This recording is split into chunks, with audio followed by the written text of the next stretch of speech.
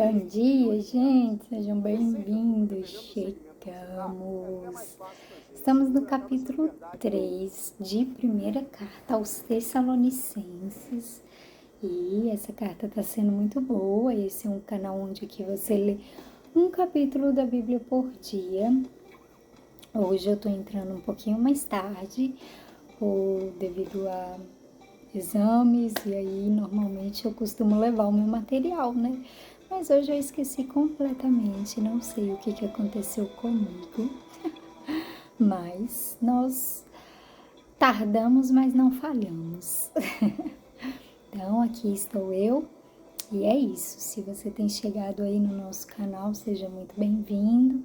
Espero que goste aqui, como eu disse, a gente tem esse objetivo, né, de estar lendo a Bíblia.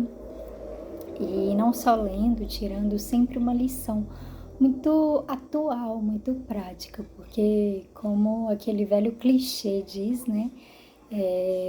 A Bíblia é mais atualizada do que o jornal de amanhã. Então, no intuito da gente ver a atualidade que a Bíblia fala conosco, foi que eu comecei esse projeto. E é isso, estamos aqui já faz 4 anos. Todos os dias o Senhor nos abençoa com uma palavra, com uma reflexão, com um direcionamento. Espero que esteja sendo bom para você, assim como tem sido para mim. Bem, vamos começar orando. Eu tô meio zonza que eu acordei, hoje eu madruguei, mas eu amo isso. E é isso, vamos que vamos. Meu celular aqui, acabando a bateria. Em nome de Jesus vai dar tempo. Bem, Deus, obrigada pelo dia de hoje. Obrigada por mais esse dia. Consagramos a Ti, Paizinho, todo o dia de hoje, o restante deste mês, que falta tão pouco aí. Em nome de Jesus, sabemos que para o Senhor tudo já está pronto, tudo já está feito, tudo já está completo em Ti. Precisamos apenas acessá-los e o de repente do Senhor vem a qualquer momento. Por isso queremos estar preparados, nos preparar para as bênçãos que virão, para tudo aquilo que o Senhor quer e tem para fazer na nossa vida e através das nossas vidas. Por isso eu coloco diante de Ti a nossa mente, o nosso coração. O nosso maior prazer é estar contigo, por isso te convidamos, te pedimos para que sempre esteja conosco, em nome de Jesus. Amém? Esse louvor é muito bom, gente. Aleluia, do Som do Reino. Na verdade é do Alessandro Vilas Boas. Quem conhece Alessandro Vilas Boas sabe, né? Vamos lá, sem muitas delongas. Então, não podemos aguentar mais sem ter notícias de vocês. Por isso, Silas e eu resolvemos ficar sozinhos em Atenas e enviar a vocês o nosso irmão Timóteo. Ele tem trabalhado conosco no serviço de Deus, anunciando o Evangelho de Cristo. Nós o enviamos para animar e ajudar vocês na fé, a fim de que ninguém fique desanimado por causa das perseguições. Vocês mesmos sabem muito bem que elas fazem parte daquilo que Deus quer para nós. Pois quando estávamos com vocês, nós os avisamos que íamos ser perseguidos. E como vocês sabem, isso aconteceu mesmo.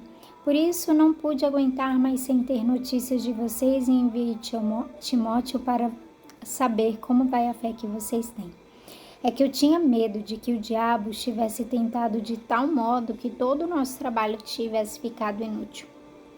Agora, Timóteo já voltou daí de Tessalônica e nos trouxe boas notícias a respeito da fé que vocês têm em Deus e do amor que vocês têm uns pelos outros. Ele nos contou que vocês sempre lembram de nós com carinho e que têm tanta vontade de nos ver como nós temos de ver vocês.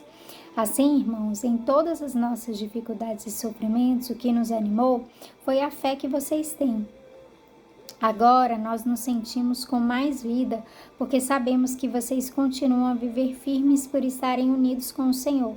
E assim, podemos dar graças a Deus por vocês. Agradecemos a alegria que temos diante do nosso Deus por causa de vocês. De noite pedimos a Ele de todo o coração que nos deixe revê-los pessoalmente, para podermos completar o que ainda falta na fé que vocês têm.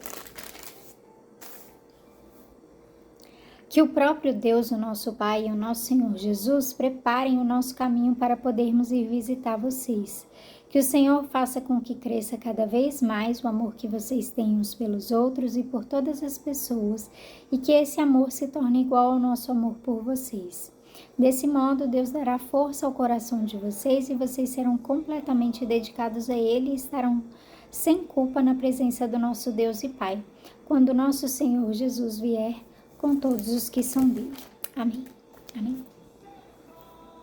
Bom, então aqui, uma das primeiras coisas que me chamou a atenção, Paulo vai falar que, então, passou ali por aquela região, né, fez o que tinha de fazer, e aí eles deram prosseguimento à missão deles de espalhar o evangelho.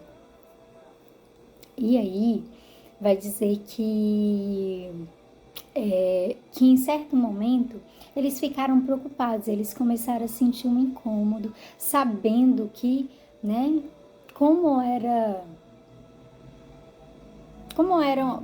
a vida, como era, né, não sei se Paulo ficou sabendo de alguma coisa, enfim. Ele sabia que aquele lugar não tinha sido fácil, como a gente viu no primeiro capítulo, no segundo capítulo. Esse parecia ser um lugar perigoso para a fé. No capítulo de ontem a gente viu ali até mesmo ele enfrentando muitas resistências, né? Muita dificuldade. Mas por quê? Porque quando ele chegou com o evangelho naquele lugar, o evangelho ele foi aceito de uma forma assim que eles não imaginavam, né? Então o inimigo, sabendo desses frutos, né, desse convencimento, desse rápido convencimento desse Espírito Santo que, né, como Paulo disse no capítulo passado, que o próprio Espírito, o próprio Deus os convenceu, né? Eles receberam aquela mensagem como sendo de Deus e não de homens. Então, quando o evangelho chega desse jeito, gente, há muita resistência mesmo, sabe? Então, uma coisa que nós podemos ver, então, é isso, sabe? Qual a resistência, né, que o evangelho tem se encontrado em alguns lares, não o evangelho em si, mas de ser pregado o evangelho ali naquele ambiente, naquela casa, naquele estado, né? Então a gente pode ver isso, sabe? Por quê? Porque eles provavelmente já estão com o coração pronto, porque o Espírito já está fazendo uma obra naquele lugar. E enfim. E aí a gente vê que Paulo, então, nesse capítulo, diz que eles ficaram muito preocupados, mas que eles não podiam sair de onde eles estavam, né? Paulo e Silas. Então, eles continuaram ali em Atenas e enviaram Timóteo. E aí ele vai dar uma breve introdução aí de Timóteo pra gente, que é o nosso próximo livro, se eu não me engano, depois de 2 Tessalonicenses, né, que o primeiro, essa carta são 2 cartas. Então, no próximo, muito provavelmente, a gente já entra aí na carta aos Timóteos, a Timóteo. Mas, como eu já disse aqui, que carta ao Timóteo é mais uma carta de Paulo para Timóteo, sabe? Uma forma, assim, de encorajá-lo, de mostrar como ele vai seguir o ministério dele, de não ter medo, não ter sentimento de inferioridade por ele ser muito novo. Então, a gente vai ver tudo isso.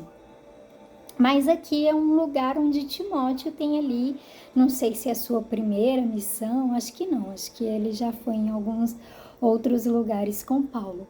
Mas aqui é onde Paulo está falando, né? Olha, estou enviando Timóteo, eu enviei Timóteo a vocês. Timóteo é uma pessoa que tem trabalhado conosco pelo Evangelho. Que mais? E aí, com que propósito ele enviou Timóteo, né? Com o propósito ali de animar a fé deles, ajudar eles na fé, fortalecer, para ninguém ficar desanimado por conta das perseguições. E aí ele enviou Timóteo nesse intuito de tipo, cara, mostra para eles que a gente está com eles, sabe? Achando que eles estariam lá acabados. Ai, meu Deus, né? Não aguento mais essa luta, não aguento mais isso. Mas aí quando Timóteo chegou de novo levando notícia dessa igreja, ele falou, caraca, gente, vocês nos surpreenderam, porque, sabe, Timóteo veio trazendo para nós ótimas notícias, mostrando que a fé que vocês têm está cada vez mais fortalecida. O amor de vocês uns pelos outros tem, tipo, sido, assim, motivo de alegria pra gente, né? Mostrando, então, como o evangelho deve ser vivido, né, gente? Em especial essa característica aí do amor, né? Aí, antes de entrar nisso, Paulo, mais à frente, quase no final desse capítulo, vai falar que ele tem orado, que eles podem contar com ele, que ele tá doido para ir lá ver eles pessoalmente, mas que o diabo estava resistindo firmemente, mais uma vez, ele de ir, mas que ele estava ali em intercessão frequente por aquelas pessoas, né, por aquela, enfim, igreja, aquele povo ali alcançado, para que eles continuassem com a fé que eles tinham, mas também que o amor deles crescesse, do jeito que Paulo amava eles. E aí eu vou até ler, porque vai falar assim, ó, de noite pedimos a Deus, né, de todo o coração, que nos deixe ir vê-los pessoalmente, para podermos completar o que ainda falta na fé que vocês têm. E aí fala ali, pedindo para que Jesus possa preparar o caminho para ir visitá-los, mas aí no versículo 12 vai falar assim, que o Senhor faça com que cresça cada vez mais o amor que vocês têm uns pelos outros e por todas as pessoas, e que esse amor se torne igual ao nosso amor por vocês. Desse modo, Deus dará força ao coração de vocês e vocês serão completamente dedicados a Ele e estarão sem culpa na presença do nosso Deus e Pai, quando nosso Senhor Jesus vier com todos os que são dele. E aí isso daqui me faz aprender um pouco, sabe? Que tipo, quando a gente está em luta, sabe? Ou quando, sei lá, os cristãos estão em luta, a nossa atitude não deve ser de se proteger, de ficar ali procurando algo para você fazer por você. Mas você deve, então, se ocupar e se preocupar uns com os outros, sabe? Se doar, amar uns aos outros. É mais ou menos o que Paulo fala, que é exatamente o que Paulo fez, né, gente? Mas ele fala isso, sabe? Ele fala, sabe? Eu oro para vocês terem o amor que eu tenho por vocês, sabe? A ponto de passar por tudo que eu passei. E aí, não sei se você teve curiosidade ontem, mas se não teve, vê lá em Atos 17, você vai ver tudo que Paulo passou para anunciar o evangelho naquele lugar. Né? Passou por linchação em praça pública, isso já, né, normal de Paulo. Mas ele fala, gente, eu tive um amor tão grande por vocês, sabe, eu acredito tanto, eu confio tanto. E é isso, sabe, e aí ele pede para a atitude deles não serem de ficarem se protegendo, de ficarem com egoísmo, não, mas de se doarem, de amar uns aos outros, mesmo nas lutas, nas perseguições, sabe que enquanto você se move pelo outro, Deus dará força ao seu coração. E aí, pra gente ler mais uma vez essa parte, ó. Versículo 13: desse modo, Deus dará força ao coração de vocês, e vocês serão completamente dedicados a Ele, e estarão sem culpa na presença do nosso Senhor, Deus e Pai, quando o nosso Senhor Jesus vier com os que são dele. Então é isso, sabe? Então isso me ensina bastante, assim, e eu acho que fica aí de lição pra gente no dia de hoje, né? Pra gente, enquanto a gente tá muito focado em nós, nos nossos problemas, no nosso umbigo, no tamanho do nosso problema, a gente se esquece, sabe?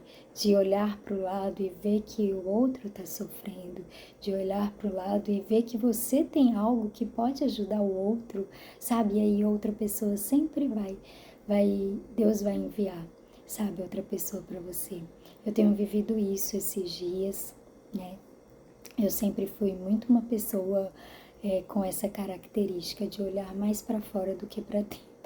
Não mais para fora, mas tipo mais para os outros do que para mim, sabe? Eu não sou uma pessoa de eu me cuido, mas tipo eu sou aquela pessoa assim que o que eu tiver, ai, eu tô com frio. Aí eu viro e eu falo, você quer esse casaco aqui? Eu também tô com frio, mas toma esse casaco aqui, cara. Mas enfim. Então eu às vezes amo mais as pessoas do que a mim. Não é certo, não falo que é certo. Peno às vezes por causa disso, né? Mas ao mesmo tempo, Deus levanta pessoas para cuidar de nós. Ontem eu estava falando com a minha discipuladora sobre isso, sabe?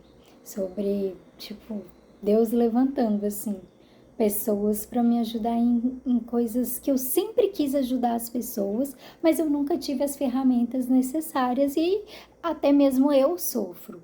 Então, acho que às vezes Deus faz eu sofrer no meu corpo para eu ter esse estímulo também de olhar para o lado e ver que as pessoas também estão passando por isso, sabe? Mas eu às vezes não posso ajudar porque eu não consegui vencer ainda a minha luta, a minha dificuldade ali, mas eu, tipo, fico o tempo todo assim, gente, então, vocês que podem, então faz alguma coisa pelas pessoas, e aí, às vezes eu nem falo, faz alguma coisa por mim, não, faz alguma coisa por ela, por essa pessoa pra cá. E aí, recentemente, Deus tem levantado, assim, pessoas para me ajudar, sabe? Para me ajudar na academia. Esses dias eu tava até comentando, esses dias não, ontem também eu tava comentando com a minha discipuladora sobre um professor, assim, que do nada ele, tipo, decidiu me ajudar. Ele nem é pago como personal trainer, né, para ficar ali. Claro, ele é pago como professor para orientar todos os alunos. Mas ele tava vendo que, tipo, eu tava precisando muito de ajuda. Ele, volta e meia, ele tá ali, cara. E ele tem sido, assim, uma pessoa, uma resposta de Deus. Não que eu estivesse orando por isso, porque, na verdade, quando eu tô malhando, eu não sei se é assim, provavelmente não é assim com a maioria das pessoas. Mas eu sou assim, eu, tipo, eu sou preguiçosa, então eu coloco no peso mínimo e eu não faço, às vezes, o exercício direito, e eu nem gosto de malhar, e eu nem queria estar ali e tal, mas... E ele percebendo isso, ele foi lá e ele falou, não, vai, para com isso, coloca um peso decente. Enfim, conversas aleatoriasíssimas. Misericórdia, fugir do tema. Espero que não, mas eu vejo assim, sabe? Essa questão do cuidado de Deus, sabe? Nem é